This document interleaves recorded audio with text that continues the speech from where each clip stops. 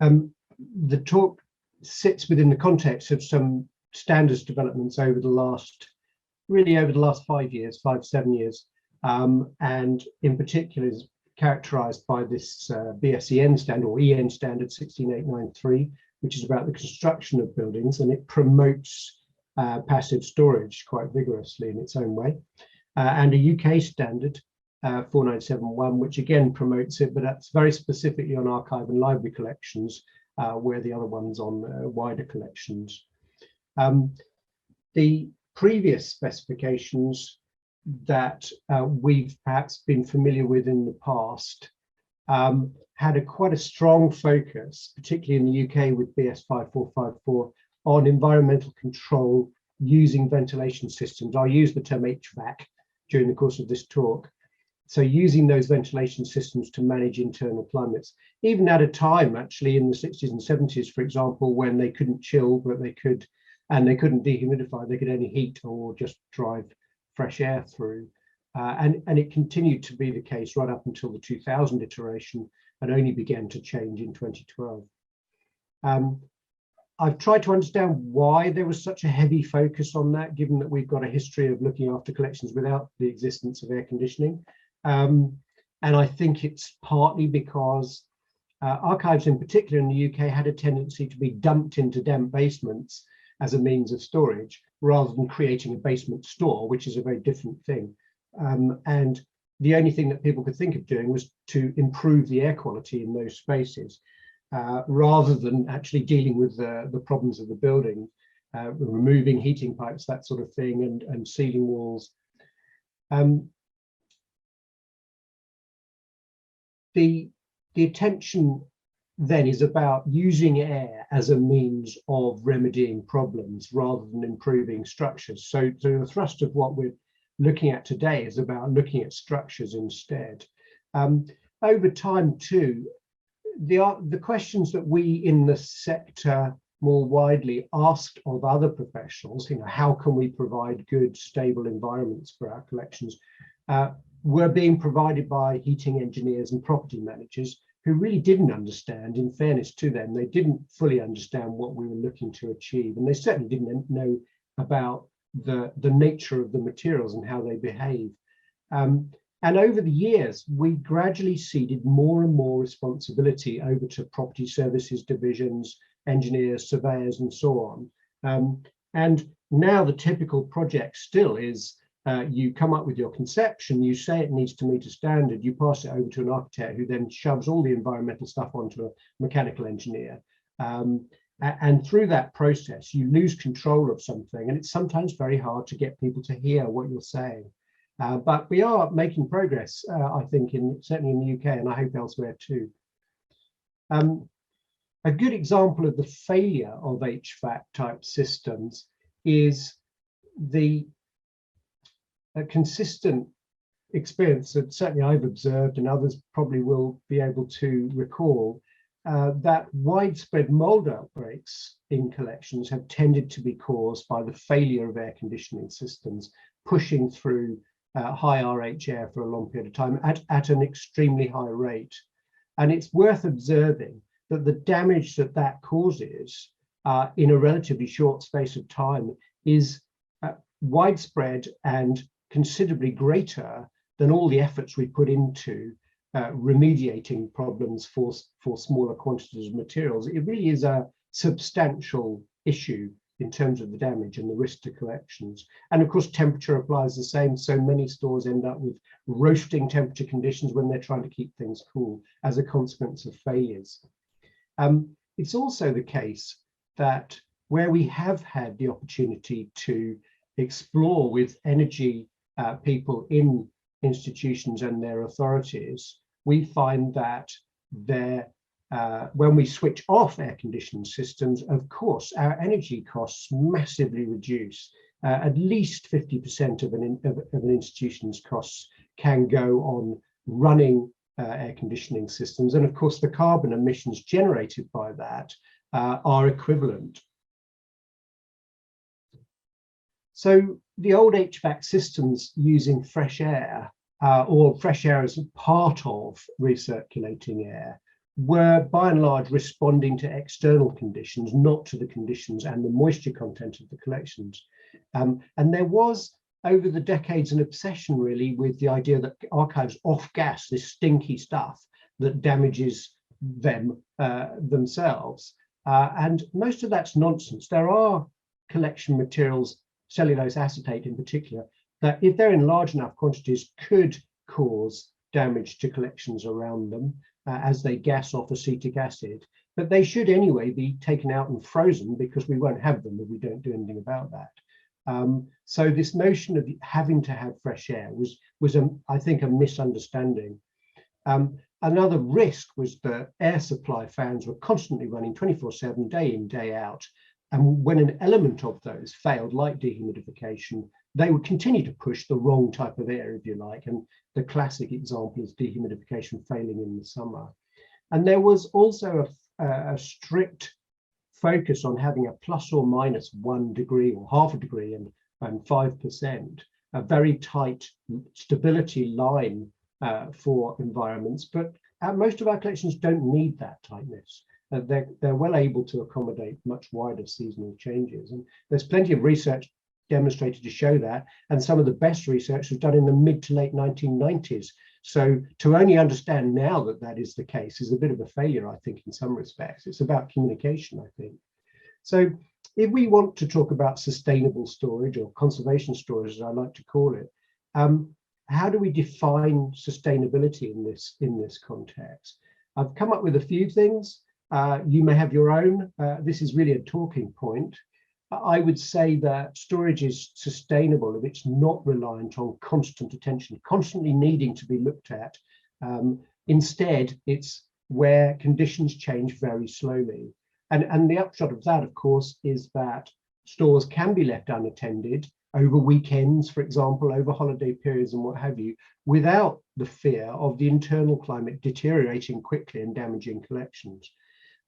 That certainly isn't the case with air-conditioned systems. Sustainable storage would be a suitable climate that's achieved by the building structure itself, if you like, a solid state means of environmental management. It would not require energy to maintain those internal conditions at all, preferably, but if it did require any, it would be minimal and periodic. And ideally, a structure that's constructed with long-lasting materials, preferably low or no carbon emissions in the construction. Certainly reusing materials and reusing buildings has a strong sustainability factor. The passive principles that are set out in 16893 could be boiled down in these first 4 of the 5 bullet points here. That the idea that thermal stability is good, in other words, that external conditions are not influencing internal conditions quickly, so very well insulated. Air tightness, which I'll come back to, is critical. There is a test parameter encouraged in 16893, but I think it could be tighter than it is. Water tightness is critical. Obviously, we don't want water coming through the walls or up through the ceiling. Up through the floor, or indeed down through the ceiling. We want dry buildings, so that means the components need to have dried out ideally before you put collections in there. You could do a whole talk on the reason why people ended up with air conditioning where they didn't need it, involving wet concrete drying and our misconceptions about how long it takes. And of course, dry collections. If you put a collection that's got a lot of moisture in it into a reasonably airtight environment, of course, you'll have problems. They need to be relatively dry.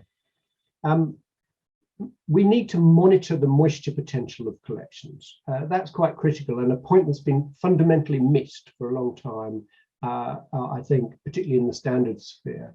And then for things like cooling, summertime cooling, we need to look for sustainable alternatives to constant cold air. And one of those that's increasing in popularity is earth contact floor slabs that provide a natural cooling potential in the summer in particular. So things to remember when thinking about passive storage is that things like like a watertight space, low air exchange, insulated, and preferably stores inside packages, are key to good sustainable storage without the need to use energy. An airtight room that's also watertight actually becomes like a display case. We put silica gel conditioned to say 50% RH inside a display case to buffer the RH conditions inside. A room of archives and books, for example, will contain as much, if not more than 50% of the volume of that space taken up by hygroscopic materials, equivalent, if you like, to silica gel. They release moisture as they warm up, and they absorb moisture as they cool down in an airtight space. So they dominate the environment. Again, a feature that's completely forgotten often in the past. And monitoring, it's critical to monitor behind books in enclosed spaces, inside boxes, to give us a sense of that exchange of moisture. And we should remember that inside a box with a small amount of air where you might monitor RH, you'll find that the moisture comes out when it's warmed up into that space, and it's in that space, or the rate of emergence into that tiny sliver of space is much faster than the loss of moisture through the box. So what happens is RH goes up when temperature goes up, and I want to just take a look at that, because visually it's important to remember that what goes on inside a box also goes on inside a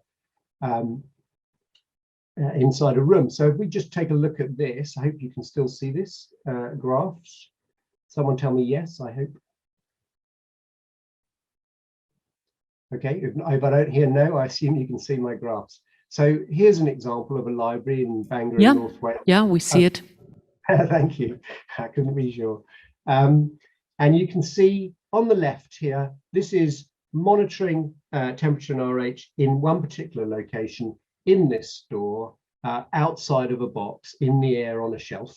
And you can see in red here, the temperature goes up, and typically the sensor then defines the RH as having come down because its relative moisture content is lower than the capacity of the air at that temperature.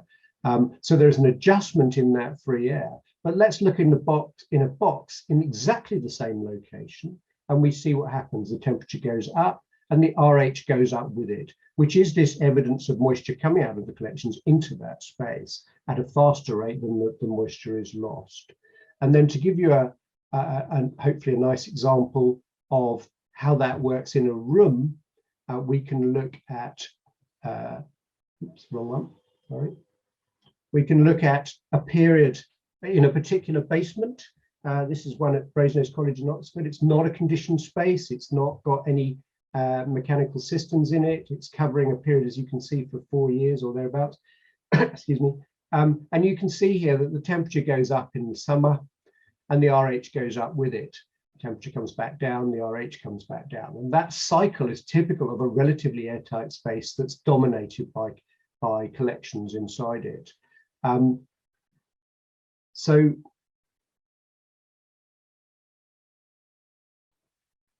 it's important because we fail to recognize how the collection dominates spaces and can control the environment, so to speak, itself. So if you're thinking about switching off your HVAC systems, and we've done it in numerous locations around the country, and there's growing interest in it, what do you think will happen?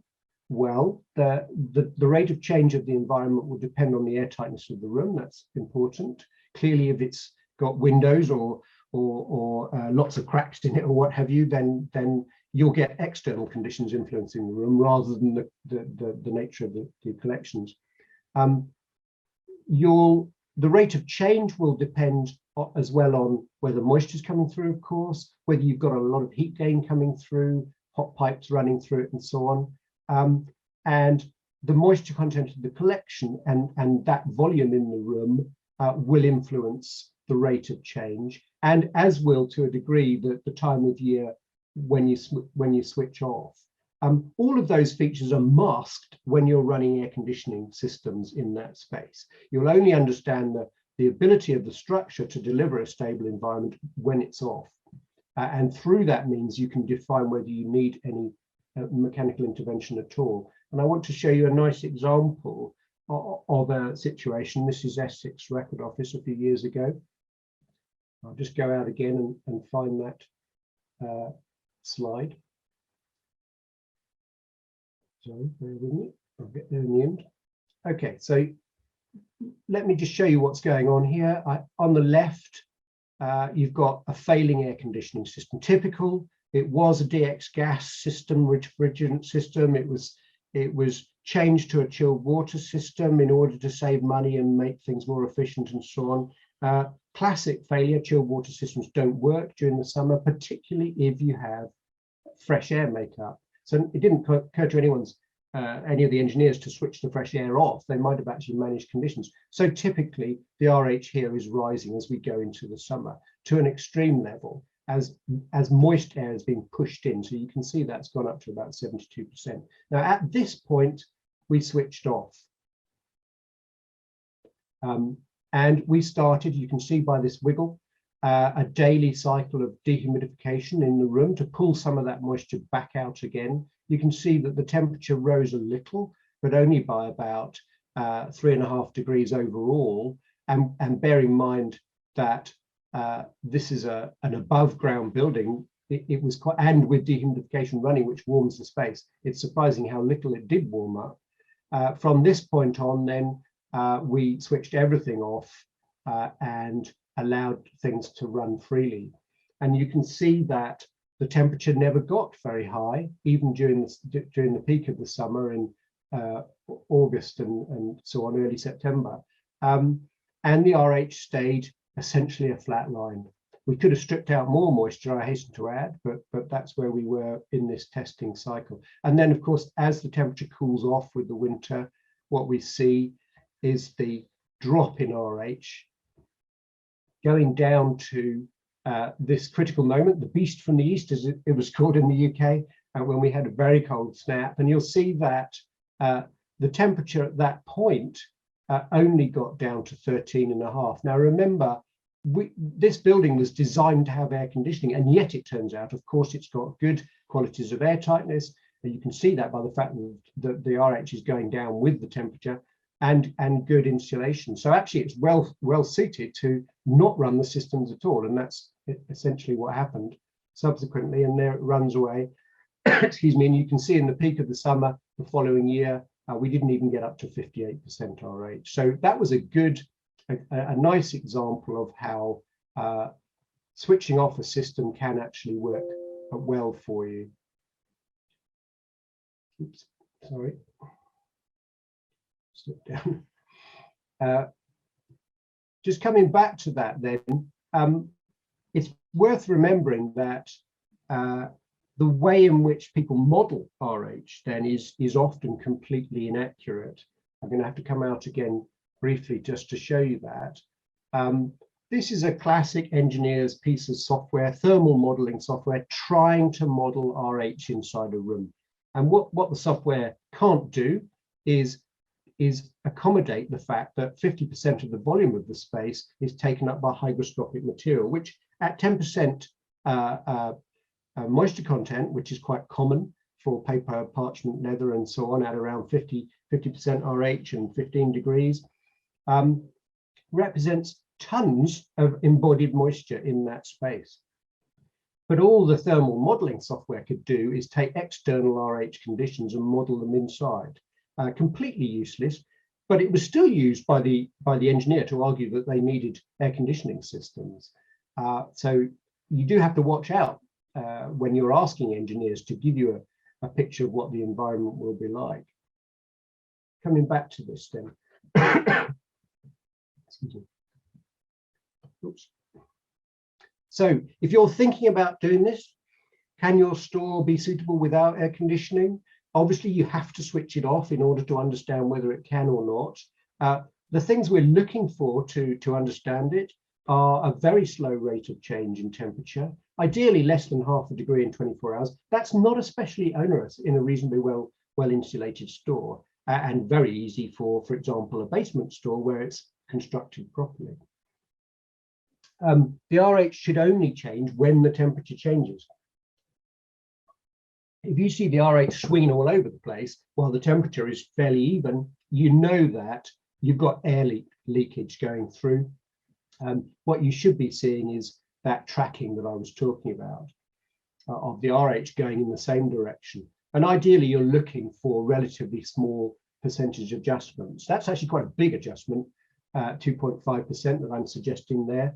And that's not uncommon, but still you can get much slower rates of change, particularly if you get a very stable temperature, of course.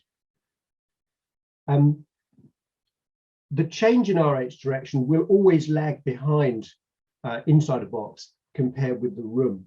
And that gives you plenty of time to predict that conditions will be possibly out of range at some point in the near future.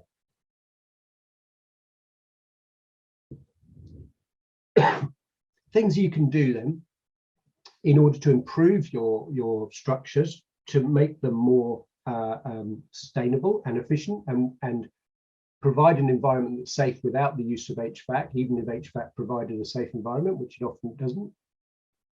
Look at fixing water problems. Consider applying a membrane paint to walls to reduce air infiltration. It's a straightforward process. There's a particular paint product that's being used a lot in the UK at the moment. And a good example of the Imperial War Museum's new paper store. Replace doors that have got gaps all the way around them. And if you've got inert gas fire suppression systems, make sure that they've got sealable caps over the pressure vents if they have them, because those vents allow for constant air exchange with outside. And I've referred to doing a Clingfield test there. It's very easy to see whether ductwork or vents are causing air exchange just by putting a bit of cling film over them and watching it move. If a store still needs dehumidification from time to time, then you need to have a slightly different strategy. Instead of running HVAC systems all the time to maintain a stable RH, which it frequently won't, you need to look at a different way of managing it. You're likely to get in an airtight room with dry, so-called dry collections, you're likely to get a net gain of moisture over time. And if that's the case, if you get up to the point in the summer where it's peaking at 60 plus, you might want to choose in a few months after that to pull a body of moisture out of the collections and bring that pattern down. So that the following summer, you're maybe up at 55 or 50. When you do that periodic process, you need to use a separate dehumidification mechanism, preferably a desiccant mechanism, rather than trying to use cooling. Obviously, it needs to be ducted. So you still need something there, but the scale of it is massively reduced. And your testing with the system off will tell you what that scale will need to be. You can manually check when you're likely to need it by checking, monitoring inside boxes. You can reduce the airflow size in order to do it. And if you've got things like magnetic video and audio material, you can place those in microclimate packages at a fixed, very low dry RH, because it's RH that's the risk for them in particular. In other words, don't run your systems for the entire collection at a level that's only required, for example, by one small minority group of material. So why try to get passive storage, sustainable storage? Well, I thought I'd boil it down to three good reasons. The first is wider than just our collections. Our objective, broadly speaking, is to preserve collections indefinitely, to conserve them for future generations. But if we're contributing, as so many others are, to carbon emissions at this time, we run the risk of rather undermining what we're saying if we end up with a situation in which there are no people or no collections, or we can't get access to them because of climate change. So it isn't a sustainable policy to drive systems that have carbon emissions that cost a great deal of additional money to run when we don't need them. Another good reason, active climate control, HVAC systems, hasn't generally worked as we would have wished. In so many cases, it's actually harmed collections, either dramatically or just consistently over time. and it's wasted enormous amounts of money. It's quite shocking, some of the case studies we could provide you with. And then finally, it's actually quite straightforward in many settings to achieve passive climate storage and not have those energy costs. Why would you not want to have a passive climate storage if it's cheap and it's easy to achieve, and it doesn't cost you the earth over time? So that's my brief polemic. I hope it's helpful.